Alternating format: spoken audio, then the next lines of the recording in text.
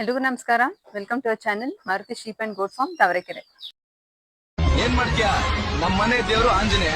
ಎತ್ತಿದ್ರೆ ಗದೆ, ಇಳಿಸಿದ್ರೆ ಒದೆ, ಕೊಡ್ತಾ ಇರ್ತೀವಿ, ಇಸ್ಕೊತಾ ಇರ್ಬೇಕಷ್ಟೇ.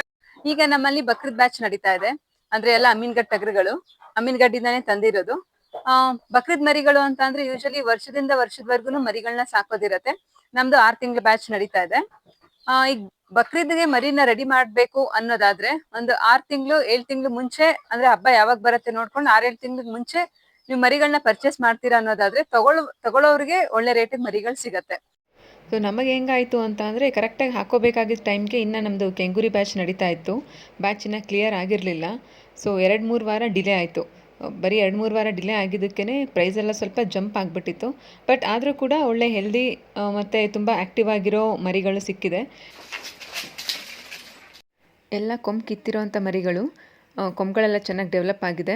ಹಾಗೆ ಉಣ್ಣೆ ತೆಗೆದಿರೋ ಅಂಥ ಮರಿ. ಸೊ ಉಣ್ಣೆ ತೆಗೆದ್ಮೇಲೆ ಮೈ ಚೆನ್ನಾಗಿ ಕಚ್ಚತ್ತೆ ಮತ್ತು ಮರಿ ಗಟ್ಟಿ ಕೂಡ ಬರುತ್ತೆ. ಇಲ್ಲಿ ತುಂಬ ಕಾಂಬಿನೇಷನ್ಸ್ ನೋಡೋಕ್ಕೆ ಸಿಗುತ್ತೆ ನಿಮಗೆ.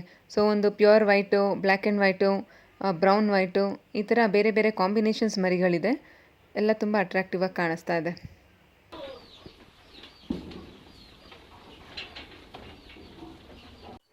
ಇದು ಬ್ಲ್ಯಾಕ್ ಆ್ಯಂಡ್ ವೈಟ್ ಕಾಂಬಿನೇಷನ್ ಮರಿ. ಕರಿ ಕಣ್ಣು ಮತ್ತು ಕಂಪ್ಲೀಟ್ ಬ್ಲ್ಯಾಕ್ ಕೊಂಬಿದೆ. ಇದಕ್ಕೆ ಕಂಪ್ಲೀಟ್ ವೈಟ್ ಕೊಂಬಿದೆ. ಬ್ಲ್ಯಾಕ್ ಆ್ಯಂಡ್ ವೈಟ್ ಶೇಡ್ಸಲ್ಲೂ ಕೂಡ ಕೊಂಬಿದೆ.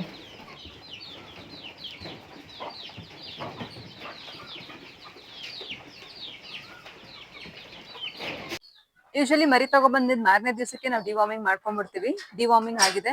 ಈಗ 6 ಮಂತ್ಸ್ ಬ್ಯಾಚ್ ಆಗಿರೋದ್ರಿಂದ ಈಗ ಆಲ್ರೆಡಿ ಒಂದು half of the batch complete ಆಗಿದೆ. ಸೊ ತಂದಾಗ ಒಂದ್ಸರಿ ಡಿವಾರ್ಮಿಂಗ್ ಮಾಡ್ಕೊಂಡಿರ್ತೀವಿ, ಮತ್ತೆ ಬ್ಯಾಚ್ ಮಧ್ಯದಲ್ಲಿ ಒಂದ್ಸರಿ ಡಿವಾರ್ಮ್ ಮಾಡ್ಕೊಂತೀವಿ. 6 ಮಂತ್ಸ್ ಆಗಿರೋದ್ರಿಂದ 3 ತಿಂಗಳಿಗೆ ಒಂದ್ಸರಿ ಡಿವಾರ್ಮಿಂಗ್ ಮಾಡ್ಕೋಬೇಕಾಗುತ್ತೆ. ಹಂಗೆ ವ್ಯಾಕ್ಸಿನೇಷನ್ ಬಂದ್ರೆ ಬೇಸಿಕ್ ವ್ಯಾಕ್ಸಿನೇಷನ್ಸ್ ಮತ್ತೆ ಸೀಸನಲ್ ವ್ಯಾಕ್ಸಿನೇಷನ್ಸ್ ಎಲ್ಲ ಆಗಿದೆ. ಈಗ 6 ಮಂತ್ಸ್ ಅಂತ ಅಂದ್ರೆ ಒಂದು 2 ಸೀಸನ್ಸ್, ಅಂದ್ರೆ ಈಗ 3 ತಿಂಗಳಿಗೆ ಒಂದು ಸೀಸನ್ ಅಂತ ನೋಡಿದ್ರು, ಒಂದ್ ಸೀಸನ್ ಮುಗ್ದು ಬೇರೆ ಸೀಸನ್ ಶುರು ಆಗ್ತಾ ಇದ್ದಂಗೆ ಸೀಸನಲ್ ಡಿಸೀಸಸ್, ವೈರಲ್ ಇನ್ಫೆಕ್ಷನ್ಸ್ ಬಂದೇ ಬರುತ್ತೆ. ಸೊ ಹಂಗಾಗಿ ಎಲ್ಲ ವ್ಯಾಕ್ಸಿನೇಷನ್ಸ್ ಮಾಡ್ಕೊಂಡ್ಬಿಟ್ರೆ ಮರಿಗಳಿಗೆಲ್ಲ ಸೇಫ್.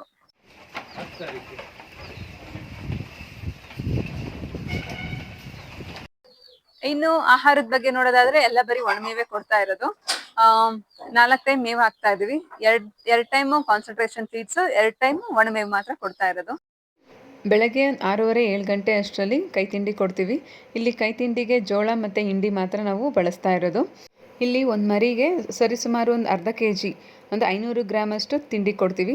ಇದರಲ್ಲಿ 400 ಗ್ರಾಮ್ ಜೋಳಕ್ಕೆ 100 ಗ್ರಾಮ್ ಹಿಂಡಿ ಬರೋ ಹಾಗೆ ಮಿಕ್ಸ್ ಮಾಡಿಕೊಡ್ತೀವಿ. ನಾವು ಕೈ ತಿಂಡಿಗೆ ಲಿವರ್ ಟಾನಿಕ್ ಮಿಕ್ಸ್ ಮಾಡ್ಕೋತೀವಿ. ಒಂದೊಂದು ಮರಿಗೆ 10 ml ಬರೋ ಹಾಗೆ ಕೊಡಬೇಕಾಗತ್ತೆ. ನಾವಿಲ್ಲಿ ಲಿವರ್ ಟಾನಿಕ್ ಬಂದು ಬ್ರೂಟಾನ್ ಯೂಸ್ ಮಾಡ್ತಾ ಇರೋದು. ಇದ್ರ ಜೊತೆಗೆ ಮಿನರಲ್ ಮಿಕ್ಸ್ಚರ್, ಖನಿಜ ಮಿಶ್ರಣ, ಇದನ್ನು ಕೂಡ ಕೈ ತಿಂಡಿಗೆ ಸೇರಿಸ್ತೀವಿ. ಇದು ಪೌಡ್ರ್ ಫಾರ್ಮಲ್ಲಿರುತ್ತೆ.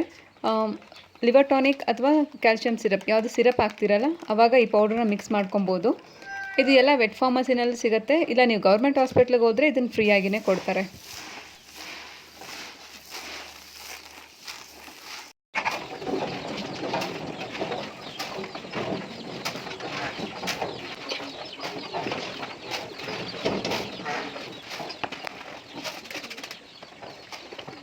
ಲಿವರ್ ಟಾನಿಕ್ ಮತ್ತು ಕ್ಯಾಲ್ಶಿಯಂ ಸಪ್ಲಿಮೆಂಟ್ನ ದಿನ ಬಿಟ್ಟು ದಿನ, ಅಂದರೆ ಒಂದಿನ ಲಿವರ್ ಟಾನಿಕ್ಕು, ಒಂದಿನ ಕ್ಯಾಲ್ಶಿಯಮ್ಮು, ಹೀಗೆ ಆಲ್ಟರ್ನೇಟ್ ಡೇಸಲ್ಲಿ ಕೊಡ್ತಾ ಇದ್ದೀವಿ.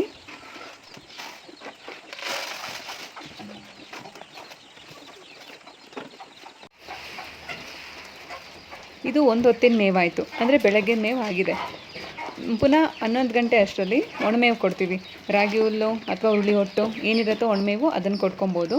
ಮತ್ತು ಸಂಜೆ 4 ಗಂಟೆಗೆ ಇವಾಗ ಏನು ಕೊಟ್ವಿ ಕೈ ತಿಂಡಿ ಅದನ್ನೇ ಕೊಡಬೇಕಾಗತ್ತೆ. ಆದರೆ ಯಾವುದು ಸಿರಪ್ ಆ್ಯಡ್ ಮಾಡೋದು ಬೇಕಾಗಿಲ್ಲ.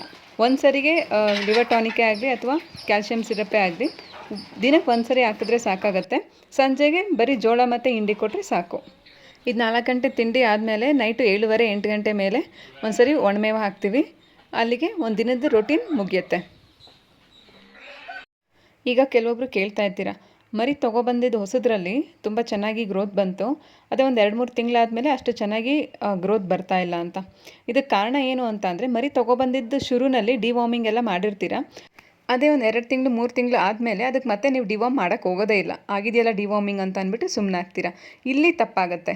ಜಂತುಹುಳುಗಳೆಲ್ಲ ಮತ್ತೆ ಡೆವಲಪ್ ಆಗಿ ಬೆಳವಣಿಗೆಗೆ ತೊಂದರೆ ಮಾಡ್ತಾ ಇರುತ್ತೆ. ಸೊ ನೀವು ಬ್ಯಾಚ್ ಮಧ್ಯದಲ್ಲಿ ಒಂದ್ಸರಿ ಡಿವಾರ್ಮ್ ಮಾಡ್ಕೊಂಬಿಟ್ರೆ ನೆಕ್ಸ್ಟ್ ಬ್ಯಾಚ್ ಕಂಪ್ಲೀಟ್ ಆಗೋವರೆಗೂ ಯಾವುದೇ ತೊಂದರೆ ಬರೋದಿಲ್ಲ. ಮುಂಚೆ ಯಾವ ಥರ ಡೆವಲಪ್ ಆಗ್ತಾಯಿತ್ತು ಅದೇ ರೀತಿ ನೀವು ಬ್ಯಾಚ್ ಕಂಪ್ಲೀಟ್ ಆಗೋವರೆಗೂ ಒಳ್ಳೆ ಡೆವಲಪ್ಮೆಂಟ್ ಬರುತ್ತೆ. ಅದರಲ್ಲೂ ಈ ಅಮೀನ್ಗಢ್ ಟಗರುಗಳು ಬಂದು ತುಂಬ ಚೆನ್ನಾಗಿ ಗ್ರೋತ್ ಆಗೋ ಅಂಥ ಒಂದು ತಳಿ. ಸೊ ಹಾಗಾಗಿ ನೀವು ಏನಿದೆ ಈ ಪ್ರೊಸೀಜರು, ಮೊದಲು ಡಿವಾರ್ಮಿಂಗು, ಆಮೇಲೆ ವ್ಯಾಕ್ಸಿನೇಷನ್ಸು ಮತ್ತು ಫುಡ್ ಮೇಂಟೆನೆನ್ಸು ಇಷ್ಟು ನೀಟಾಗಿ ಮಾಡ್ಕೊಂಬಂದುಬಿಟ್ರೆ ನೀವು ಬೆಸ್ಟಾಗಿ ಇದರಲ್ಲಿ ವೆಯ್ಟ್ ತೆಗಿಬೋದು. ಬ್ರೂಟಾನ್ ಲಿವರ್ ಟಾನಿಕ್ ಮತ್ತೆ ಕ್ಯಾಲ್ಸಿಯಂ ಸಿರಪ್ ಇದು ಯಾವ್ದೇನೋ ಗ್ರೋತ್ ಪ್ರಮೋಟರ್ಸ್ ಅಂತೂ ಅಲ್ಲ. ಸೊ ಬ್ರೂಟಾನ್ ಬಂದು ಲಿವರ್ ಟಾನಿಕ್, ಲಿವರ್ ಹೆಲ್ತ್ಗೋಸ್ಕರ ಮತ್ತೆ ಯಾವ್ದೇ ಡೈಜೆಷನ್ ಇಶ್ಯೂಸ್ ಬರದೇ ಇರ್ಲಿ ಅಂತ ಅಂದ್ಬಿಟ್ಟು. ಮತ್ತೆ ಕ್ಯಾಲ್ಸಿಯಂ ಸಿರಪ್ ಬಂದು ಎಲ್ಲ ಬೋನ್ ಡೆವಲಪ್ಮೆಂಟ್ಸ್ಗೆ. ಸೊ ಬ್ರೂಟಾನ್ ಹಾಕಿದ್ರೆ ದಪ್ಪ ಆಗತ್ತೆ, ವೆಯ್ಟ್ ಗೇನ್ ಆಗತ್ತೆ ಅನ್ನೋದೆಲ್ಲಾನು ಇಲ್ಲ. ಮತ್ತೆ ಏನು ಅಂತ ಅಂದ್ರೆ ಈಗ ನಾವು ಹೇಳೋದ್ ಕೇಳಿದೀವಿ, ಲಾಸ್ಟ್ 1 month ಅಲ್ಲಿ ಇರುವಾಗ ತುಂಬಾ ಹೈ ಪ್ರೋಟೀನ್ ಫುಡ್ ಕೊಟ್ಬಿಟ್ರೆ ತುಂಬಾ ಚೆನ್ನಾಗಿ ವೆಯ್ಟ್ ಗೇನ್ ಬರುತ್ತೆ ಮರಿ ಅಂತ ಅನ್ಬಿಟ್ಟು ಆ ತರ ಅಂತೂ ಮಾಡಕ್ ಹೋಗ್ಬೇಡಿ. ಏನೇ ಫುಡ್ ಚೇಂಜ್ ಮಾಡೋದಿದ್ರು ನೀವು ಅರ್ಧ ಬ್ಯಾಚ್ ಅಲ್ಲಿ ಇರುವಾಗ್ಲೇನೆ ಫುಡ್ ಚೇಂಜ್ ಮಾಡ್ಕೋಬೇಕು. ಲಾಸ್ಟ್ 1 month ಇಟ್ಕೊಂಡು ನೀವು ಅವಾಗ ಎಲ್ಲ ಫುಲ್ ಹೈ ಪ್ರೋಟೀನ್ ಅದು ಇದು ಅಂತ ಅನ್ಕೊಂಡು ಎಲ್ಲಾನು ಅವಾಗ ಜಾಸ್ತಿ ಕೊಡಕ್ ಹೋದ್ರೆ ಡೈಜೆಷನ್ ಇಶ್ಯೂಸ್ ಬಂದೇ ಬರುತ್ತೆ. ಆ ತರ ಆದಾಗ ಲೂಸ್ ಮೋಷನ್ ಮಾಡ್ಕೊಂಡು ಮರಿ ಕಂಪ್ಲೀಟ್ ಆಗಿ ಡೌನ್ ಆಗ್ಬಿಡತ್ತೆ. 4 ತಿಂಗಳು ಮರಿ ಏನ್ ತಿನ್ಬೇಕು ಅಷ್ಟೇ ತಿನ್ನತ್ತೆ, 6 ತಿಂಗಳು ಮರಿ ಏನ್ ತಿನ್ಬೇಕು ಅಷ್ಟೇ ತಿನ್ನತ್ತೆ. ಏನು ಅಂದ್ರೆ ನಾವು ಸ್ವಲ್ಪ ಕಾನ್ಸಂಟ್ರೇಷನ್ ಫೀಡ್ಸ್ ಜೊತೆ ಇದೆಲ್ಲ ಸಪ್ಲಿಮೆಂಟ್ಸ್ ಕೊಡೋದ್ರಿಂದ ಡೆವಲಪ್ಮೆಂಟ್ ಚೆನ್ನಾಗತ್ತೆ ಮತ್ತೆ ಮರಿನೂ ತುಂಬಾ ಅಟ್ರಾಕ್ಟಿವ್ ಆಗಿ ಕಾಣಿಸುತ್ತೆ. ಈಗ ಯೂಶಲಿ ಬಕ್ರೀದ್ ಬ್ಯಾಚ್ ಹೆಂಗಾಗತ್ತೆ ಅಂದ್ರೆ, ಈಗ ಎಲ್ರು ಬಕ್ರೀದ್ಗಂತಾನೆ ಮರಿಗಳನ್ನ ಸಾಕಿರ್ತಾರೆ. ಬಕ್ರೀದ್ ಟೈಮ್ ಅಲ್ಲಿ ಎಲ್ಲಾ ಕೂಡ ಒಂದೇ ಸರಿ ಮಾರ್ಕೆಟ್ ಸಪ್ಲೈ ಆದಾಗ ಅಂದ್ರೆ ರಿಕ್ವೈರ್ಮೆಂಟ್ ಗಿಂತ ಏನ್ ಬೇಕಾಗಿರತ್ತೆ ಅದಕ್ಕಿಂತ ಹೆಚ್ಚಾಗಿ ಮರಿ ಸಪ್ಲೈ ಆಗ್ಬಿಟ್ಟಾಗ ಸೊ ಅಲ್ಲಿ ಸ್ವಲ್ಪ ಡಿಮ್ಯಾಂಡ್ ಕಡಿಮೆ ಆಗುತ್ತೆ. ಸೊ ಪ್ರೈಸ್ ಅಲ್ಲಿ ಒಂದು ವೇರಿಯೇಷನ್ಸ್ ಆಗುತ್ತೆ. ಸೊ ಅವಾಗ ನೀವು ನೋಡ್ಕೊಂಡು ಸ್ವಲ್ಪ ಮಾರ್ಕೆಟಿಂಗ್ ಮಾಡ್ಕೋಬೇಕಾಗತ್ತೆ. ಈಗ ಲಾಸ್ಟ್ ಟೈಮ್ ಎಲ್ಲ ಹೆಂಗಾಯ್ತು ಅಂತ ಅಂದ್ರೆ ಒಂದ್ ಮಿಡ್ ರೇಂಜ್ ಮರಿಗಳನ್ನ ಕೇಳ್ಕೊಂಡು ತುಂಬಾ ಎನ್ಕ್ವೈರೀಸ್ ಬಂತು. ಈಗ ಎಲ್ರು 80-100 kg ಮರಿ ನೋಡ್ತಾರೆ ಅಂತಾನೆ ಏನೂ ಇಲ್ಲ. ಒಂದು 50 kgs ಅಲ್ಲಿ ಮರಿ ಬೇಕಾಗಿದೆ ಅಂತ ಅನ್ಕೊಂಡು ಸೊ ಆ ಒಂದು ಮಿಡ್ ರೇಂಜ್ ಕಸ್ಟಮರ್ ನ ಟಾರ್ಗೆಟ್ ಮಾಡ್ಕೊಂಡು ನಾವ್ ಈ ಬ್ಯಾಚ್ ಪ್ಲಾನ್ ಮಾಡ್ಕೊಂಡಿರೋದು. ಈಗ ಆಲ್ರೆಡಿ ಹಾಫ್ ಬ್ಯಾಚ್ ಮುಗ್ದಿದೆ, ಗ್ರೋತ್ ಎಲ್ಲ ತುಂಬಾ ಚೆನ್ನಾಗಿ ಬಂದಿದೆ. ಸೊ ಕೆಂಗೂರಿನೇ ಫಾಸ್ಟ್ ಗ್ರೋಯಿಂಗ್ ಅಂತ ಅಂದ್ರೆ ಅದಕ್ಕಿಂತ ಬೆಸ್ಟ್ ಆಗಿ ಗ್ರೋತ್ ಆಗ್ತಾ ಇದೆ ಎಲ್ಗ ಟಗರುಗಳು. ಇನ್ನ 2-2.5 ತಿಂಗಳಿದೆ, ತುಂಬಾ ಚೆನ್ನಾಗಿ ಬೆಸ್ಟ್ ಆಗಿ ಗ್ರೋತ್ ಬರ್ತಾ ಇದೆ. ಮತ್ತು ಒಂದು ಕ್ವಿಕ್ ಇನ್ಫಾರ್ಮೇಷನ್ ಏನು ಅಂತ ಅಂದರೆ, ಈ ಸಮ್ಮರಲ್ಲಿ ಮರಿಗಳಲ್ಲಿ ಈ ಥರದ್ದು ಒಂದು ಇನ್ಫೆಕ್ಷನ್ ಆಗ್ತಾ ಇದೆ. ಇದನ್ನು ಬೊಬ್ಬೆ ರೋಗ ಅಂತೀವಿ, ಬೇರೆ ಕಡೆ ಏನಂತಾರೆ ಗೊತ್ತಿಲ್ಲ. ಇದು ಬಾಯಿ ಹತ್ರ ಎಲ್ಲನೂ ಉಣ್ಣಾಗಿ ಮತ್ತು ಇದು ಮುಖ ಎಲ್ಲ ಸ್ಪ್ರೆಡ್ ಆಗಿಬಿಡುತ್ತೆ ಮತ್ತು ಬೇರೆ ಮರಿಗಳಿಗೂ ಕೂಡ ಹರಡುತ್ತೆ. ಸೊ ಹಂಗಾಗಿ ಈ ಥರ ನೋಡಿದ ತಕ್ಷಣ ನೀವು ಮರಿನ ಸಪ್ರೇಟಾಗಿಡಬೇಕು. ಸ್ವಲ್ಪ ಕಡಿಮೆ ಆಗಿದೆ ಅನ್ನೋವಾಗ ಕೊಬ್ಬರಿ ಎಣ್ಣೆಗೆ ಅರಿಶಿನ ಹಚ್ಕೊಂಡು ಹಚ್ಬೋದು. ಆದರೆ ಒಂದು ಆಯಿಂಟ್ಮೆಂಟ್ ಹೇಳ್ತೀನಿ, ಇದು ಬೆಸ್ಟಾಗಿ ವರ್ಕ್ ಆಗುತ್ತೆ. ಇದಕ್ಕೆ ವೆಟೋಮ್ಯಾಕ್ಸ್ ಅಂತ, ಇದು ಎಲ್ಲ ವೆಟ್ ಫಾರ್ಮಸಿನಲ್ಲಿ ಸಿಗುತ್ತೆ. ಇದನ್ನು ಮರಿ ಮೇವು ತಿಂದು ನೀರು ಕುಡಿದ ಮೇಲೆ ದಿನಕ್ಕೆ 2 ಸರಿ ಹಚ್ಚಬೇಕಾಗತ್ತೆ. ಇದು ಬೇಗ ವಾಸಿ ಆಗುತ್ತೆ. ಸೊ ಹಾಗೆ ಬಿಟ್ಟರೆ ಅದು ತುಂಬ ಬೇಗ ಸ್ಪ್ರೆಡ್ ಆಗಿ ಮರಿ ಮೇವು ತಿನ್ನೋದು ಕೂಡ ಬಿಟ್ಬಿಡುತ್ತೆ. ಓಕೆ, ಮರಿಗಳ ಬಗ್ಗೆ ಏನೇ ಎನ್ಕ್ವೈರೀಸ್ ಇದ್ದು ಸ್ಕ್ರೀನಲ್ಲಿ ಕಾಣ್ತಿರೋ ನಂಬರ್ಗೆ ನೀವು ಕಾಲ್ ಮಾಡ್ಬೋದು. ಹಾಗೆ ನೆಕ್ಸ್ಟ್ ಯಾವ ಟಾಪಿಕ್ ಬಗ್ಗೆ ವಿಡಿಯೋ ಮಾಡಬೇಕು ಅನ್ನೋದನ್ನು ಕಮೆಂಟ್ ಮಾಡಿ ತಿಳಿಸಿ. ವಿಡಿಯೋ ಇಷ್ಟ ಆದರೆ ವಿಡಿಯೋ ಲೈಕ್ ಮಾಡಿ, ಶೇರ್ ಮಾಡಿ, ಹಾಗೆ ಚಾನಲ್ ಸಬ್ಸ್ಕ್ರೈಬ್ ಮಾಡ್ಕೊಳ್ಳಿ.